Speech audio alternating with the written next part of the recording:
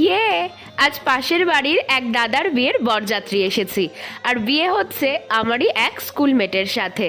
খুব ঠান্ডা বাবা, খুব ঠান্ডা, 12 ডিগ্রির কাছাকাছি টেম্পারেচার। কিন্তু বস, তোমরা কি জানো, মেয়েদের একটা হিডেন ট্যালেন্ট আছে।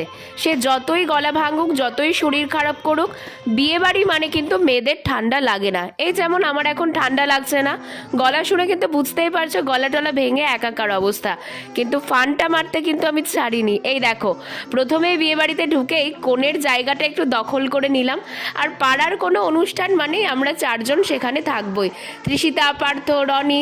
তারপর আমার বান্ধবীর সাথে দেখা করলাম, ওর নাম শিলা, আমার পাড়াতেই আসছে, তো অনেক বেশি আনন্দ তো হচ্ছেই। তো চলো এবার একটু স্টার্টার কাউন্টারের দিকে যাওয়া যাক। গলা ভাঙা বলে ফুচকা আমি খেলাম না, কফি খেলাম। আর তারপরে কিন্তু প্রচুর মজা করেছি, আনন্দ করেছি। সেটা দেখতে হলে নেক্সট পার্ট অবশ্যই দেখতে হবে।